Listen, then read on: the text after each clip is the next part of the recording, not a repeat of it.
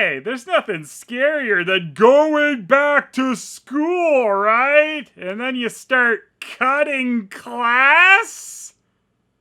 Not scary enough for you? Well, this is one of Brad Pitt's earlier movies, and there's a killer and stuff in it.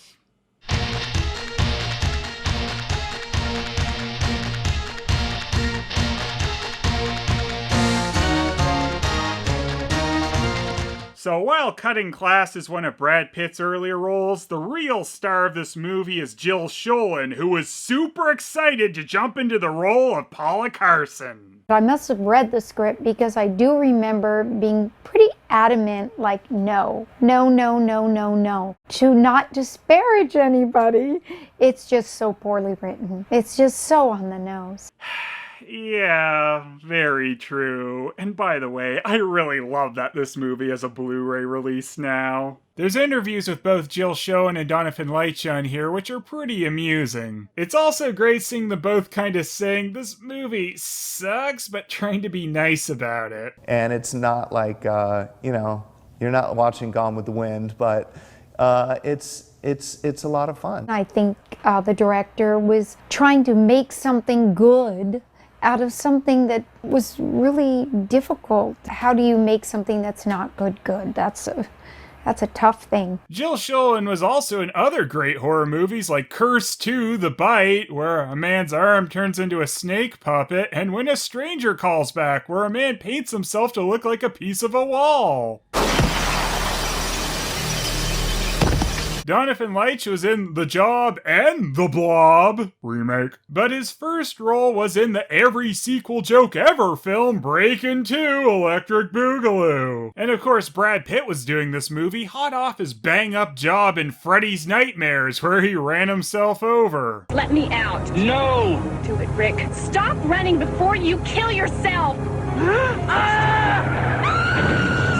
Ricky, my son? Please don't die, Rick. Unfortunately, after Cutting Class, Brad Pitt went on to do nothing of note. It's too bad because his career really could have gone places, but, it doesn't happen for everybody. Martin Mull plays Paula's father in this movie, and he's one of my favorite parts of it, even if his role is basically just an extended cameo that pads out the movie. Anyway, Paula here is so excited about the newspaper coming, she runs out to get it without pants on, just so that she can throw it in the trash. She hates the news. It's a big part of her character. Or she tossed the paper because her dad would read it and get upset that Gaffooly Land still wasn't set to be open.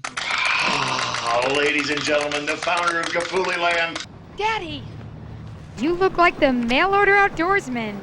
Is a mail-order outdoorsman a thing? Have I been missing out this entire time? Martin Mull is going off on a hunting trip so that he can get out of most of the movie and explain why the majority of his scenes can all just be filmed in bulk at the same location. No Cutting class. Gee, I wonder why they said that. Welcome to the kill zone, pal. That just sounds like another bootleg zone. So while Martin Mull is playing Elmer Fudd in the fog machine swamp and tossing eggs into his mouth, he gets shot by the bow from Deliverance so he can take it easy and have a lie down. Right after that, we cut to Brad Pitt's character Dwight. Who's the murderer?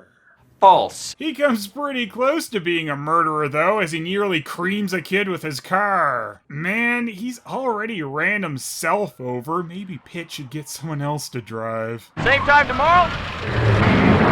So he chuckles off almost killing a kid, yet the movie thinks we aren't supposed to hate him? Bold choice. We then immediately ignore the film's title as we see everyone attending their classes as they should be. Such a betrayal. Keep it in your pants. Get up the rope. Oh hey, Dirk Blocker, aka Hitchcock from Brooklyn Nine-Nine, is their gym teacher. Sweet. Have fun working, cucks. Ugh, what a non-playable character. Come on, Brian! Yeah! Go, big guy, you can do it! Ah yes, Dwight is also a bully, which is another reason we should like him, I guess. This gets extra weird when we learn that Brian he's bullying here was just released from a mental hospital for killing his father, which was even in the paper. So you'd think you'd maybe not want to pick on the guy who already has a body count? And I tell ya, only the best psycho killers drink Pepsi. Oops. Brian has streamers on his bicycle, so he's really introducing a new look for killers. Paula apparently finds creeps staring at her from a distance charming. No, no, no, no, no. I guess she'll take anything to get her mind off her relationship with Brad Pitt. And by the way, Jill Schoen and Brad Pitt actually got engaged after they were introduced on this movie. And they never broke up, got happily married, and Brad Pitt was never involved with any other notable names. Who's this for? You. How did you know that? I wanted one. All the robots love hot dogs. We were friends once, you know, we used to do things together, but it's not gonna happen anymore.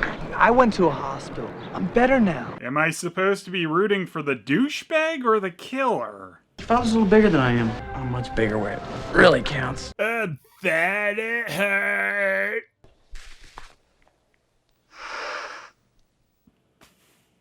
He's turned on by dust guard socks? We also have Roddy McDowall as the pervy principal. He is pervy. That's his character. Dwight and Paula have an argument about Paula posing as a subject for art class, even though this student here seems to have jumped ahead and just started painting her before she even got there. This also seems a bit screwed up getting high school students to do this, but apparently this school is just full of pervs. Let's stay in that position. Speaking of, Brian is also leering at Paula again and gets caught, so as punishment he is forced to pose with her? What world is this taking place in? I love the way you flipped out and killed your dad. Such sexual tension. No, no, no, no, no. Geez, I'd buy sexual tension between Principal Roddy McDowall and Paula before I'd buy that. And that's also pretty asinine.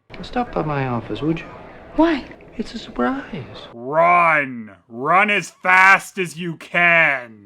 Principal McDowall apparently thinks he's in some kind of sex comedy film and has just been hiding behind his coat rack for hours waiting for Paula to stop by. Like, seriously, why is he doing that? On the floor.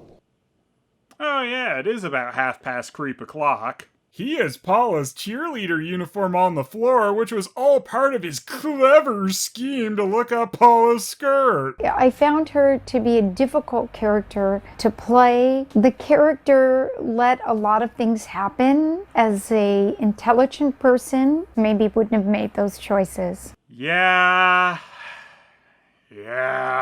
While he's perving it up, they are being watched by some weird guy hiding behind some shelf. The movie would like us to believe that this is the killer, but spoilers, the killer doesn't look anything like that. They used to stand in here who is no one from the actual movie just so they wouldn't give away the big twist. And you know what the big twist is? That there is no twist. Yep, that's right. The most obvious person, the one who's already a killer, is the killer. You'd think that there's no way this movie is actually gonna make Brian the killer since it seems like they're setting him up as a red herring, but nah, it's him. It's a real commentary that sometimes the most obvious thing is the answer.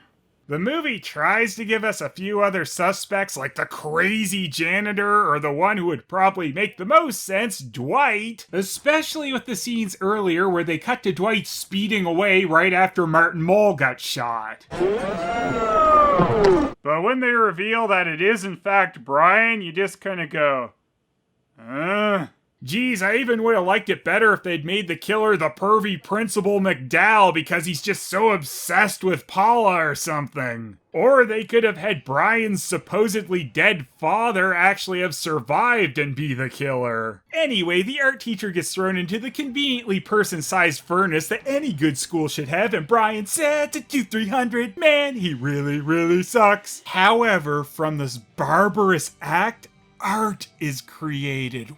Whoa. Love you. Everyone is so normal in this movie is the thing. Come on, don't be mad. Hey, I don't get mad. I get glad. There's art. There's dirt. I didn't expect this movie to get so deep on me.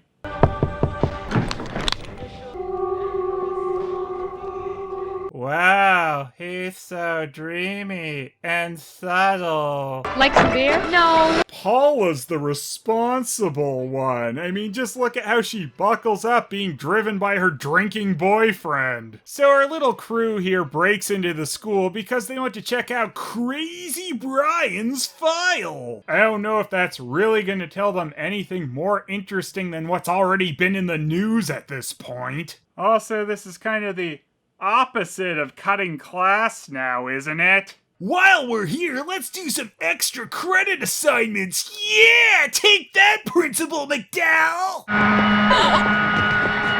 That was a close one. He really came out of nowhere with his noisy floor buffer. Brian, I suppose, proves he is in fact the killer at this point, though, as he's now used slasher killer teleport powers as he somehow beat the gang to the principal's office on his bike. Electroconvulsive therapy. What's electroconvulsive therapy? Shock treatment, man. There must be something about this principal office that just makes people want to hide in really stupid places. Though, this time it worked for some reason. I mean, his stupid face is right there, and there's no way someone wouldn't see someone ducking behind a water cooler anyway. You can't see me! Whoa, what a good idea. Brian might as well just be standing in the middle of the room with a sign that says, "I'm not here." He got shocked every day he was in the hospital. They probably thought that supercharged his brain or something, which is why he wasn't held back in school at all, despite all the time he missed. Every single day. How could they do that to him? What Pitt could truly ever learn to love a Brian? Dwight's sudden face turn is going to take him a while to really get over with the crowd. And as they head out of the office, we see that Brian apparently flushed himself into the cooler because he's the liquidator or something. The only other way he got out was just to walk out of the office in front of everyone. You know, I feel like this movie just needs a creepy stare-off. We can have Brian watching the main characters, then we see weird old guy watching him, and then Roddy McDowell watching both of them from over his coat rack. Any questions? Is it time to start the Muppet Show? Paula's class then takes a field trip to see a dying father in his natural habitat. How long was he supposed to be gone on his trip? And I hope they aren't still hunting in this area while they're having a field trip. I mean, I wouldn't want Brian to lose any on his kill count. Man, why does he always have to be underfoot like that?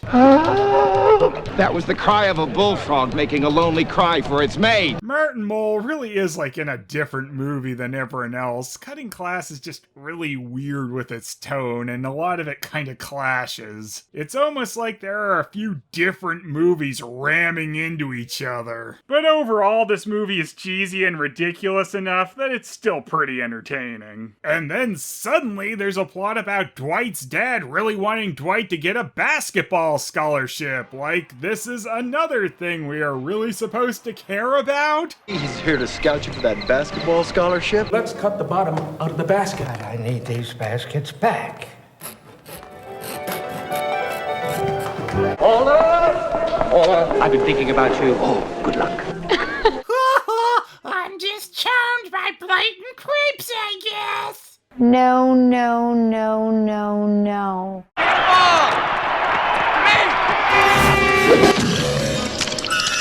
There's an under the bleachers kill because of course there is. Also, this is probably a good time to mention that there are two cuts of this movie, the R-rated and the unrated. It's really not a huge difference though, it's just some of the gore shots are cut away from a lot quicker in the R-rated version. And really, Paula's friend here probably has more than enough time to get away while her boyfriend's throat is being cut instead of just standing there screeching, but oh well, guess she just didn't want it bad enough. Brian and Dwight reminisce about the good old days of messing up Brian's dad's car. You know, the person he killed by cutting his brake line. Good times. Anyway, looks like they're making up and gonna be friends again. Once friends, always friends?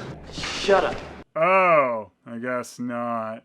There is a time to be real and a time for manners. I'm the only teacher that you'll remember. Teacher? Is he teaching janitorial arts? I'm the custodian of your fucking destiny. I can't tell you how many times I heard that from the janitors at school. I kinda love this ridiculous janitor. I mean the custodian of my destiny. He's gonna milk this part for all it's worth. We then see something very disturbing, a photocopier without a cover. This is just gratuitous nudity. Put something on, copier. What do you want? Why, to kill you in a very nonsensical way, by smushing your face into the copier. Really, just a few smacks into it and a little light rubbing and she's copied to death somehow. I've heard of glass jaws, but this is ridiculous.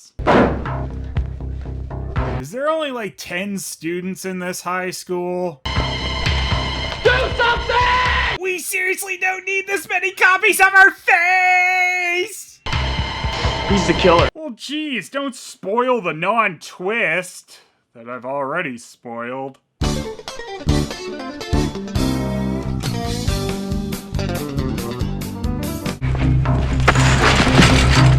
Oh, sorry. Wrong movie. So it went from just Dwight chasing after Brian to a full-blown manhunt with a helicopter. Yeah, I suppose that one escalated quickly. Meanwhile, after laying on the ground dying for a while, the Martin Mullinator is back on his feet. Guess he got energy back from all his pocket eggs. Get help! Help! So despite the fact he's walking again and the search parties can't really be that far away, Martin Mull still doesn't manage to get rescued here. Boo is right! Who seriously passed out photocopies of the murdered woman? This is a disaster! Clearly a meeting at the school will stop the killer! Though with how crazy this school is run, maybe it is responsible for turning the students into killers. Kids are missing! Can we get murders taken off the curriculum? You have all heard of the tragic death of our beloved Vice Principal, Mrs. Connacht. This, by the way, is Roddy McDowall's last scene of the movie. If you thought the pervert principal is gonna get his comeuppance in some way, that's one big ol' nope! I really wonder if they didn't get everything filmed with Roddy McDowall that they meant to, because it just seems odd and incomplete. To be or not to be. Eat me, Dwight. Ah, yes, that's the line how Shakespeare originally intended it. It's Mrs. Connacht's memorial service.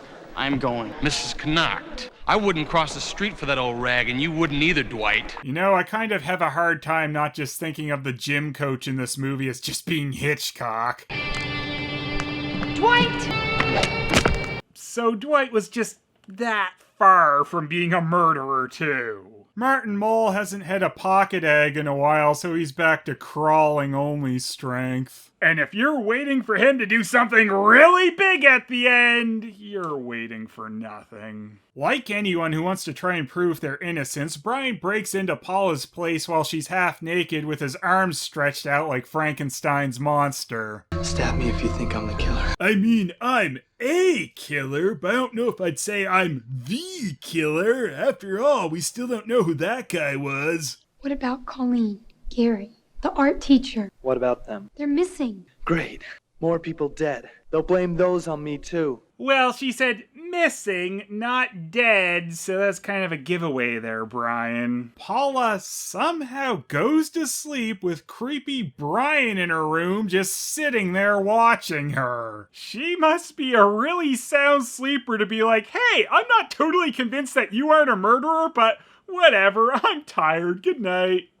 And Brian doesn't just kill Paula now because... Anyway, Dwight is now falling apart because Coach Hitchcock was mean to him, which is obviously the most pressing issue at the moment. This is mostly just happening though so that Brian's case of maybe Dwight is the murderer is more plausible. Guess it's lucky for Brian that Coach Hitchcock is a jerk. Murderer! You're wrong! Of course the custodian of our destiny would attack them with a mop. Of course. I think he's a murderer, but he's out of mop reach now, so whatever. Now it's time to finally get the point of Coach Hitchcock. So who's the moron now? Oh no, the flag is so clearly beside me and not actually sticking into me. And Brian must have really pulled it out of there quick after that one. This also had a really silly edit for the R-rated version. He squirms in the unrated one where he's still in the R-rated one. Really changes everything, doesn't it? Paula then finds her dead friends stored in a classroom where no one would ever find them or smell them. Brian's really lucky he's in a really stupid world, or he probably would have been stopped right away. Brian is again lucky that Paula and the math teacher happen to run into a classroom where he's prepared a math question to see if the teacher gets to live or not. Maybe. I don't know. Brian probably would have asked him a final question either way. I'm better than Dwight. Do you want to go out with me? Well, I suppose Brian does make a compelling case. Do you know that your father was the first person to call me a murderer? Me, a murderer. I mean, sure, I killed someone, but I think murderer is a little harsh. Why not be the best in my profession and kill beyond the confinements of time or space? When a crazy wiener student gets a time machine, cutting class 2, jump cutting class. What the? You know, no one actually cut a single class in this movie, though. How could I kill people in the past, the future, or change the course of history? Brian apparently thinks cutting brake lines is like some cosmic event. Dwight breaks in to save Paula, even though the other door to this classroom is wide open. And then he easily takes out Brian. Oh, wait, no, he doesn't. They run away right past the axe on the ground like idiots.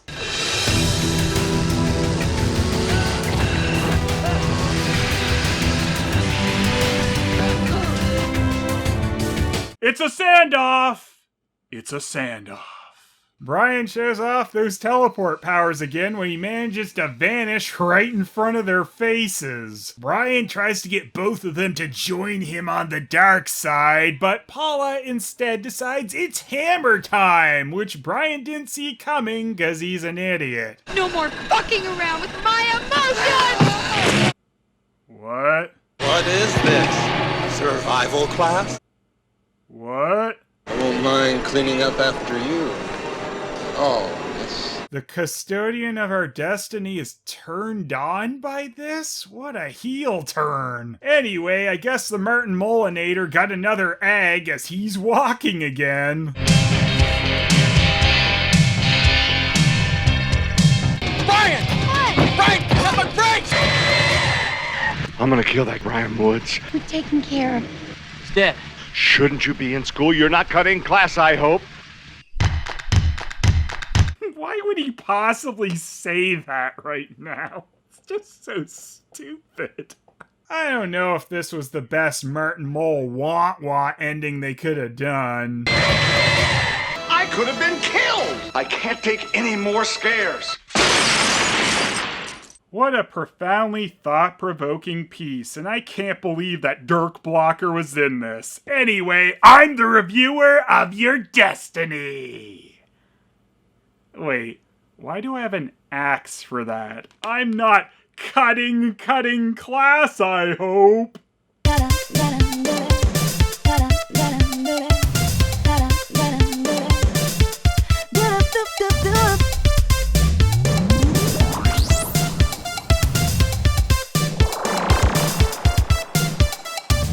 I don't like this movie, doesn't look too friendly. This would like he's so fake, that toy is gonna break.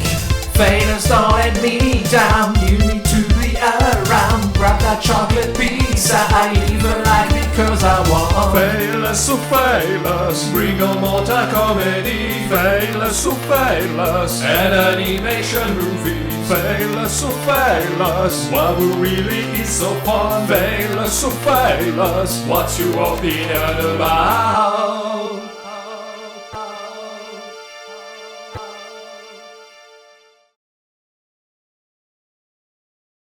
Brad Pitt apparently mooned some passersby while making this. More like cutting ass, am I right? Bad joke, bad!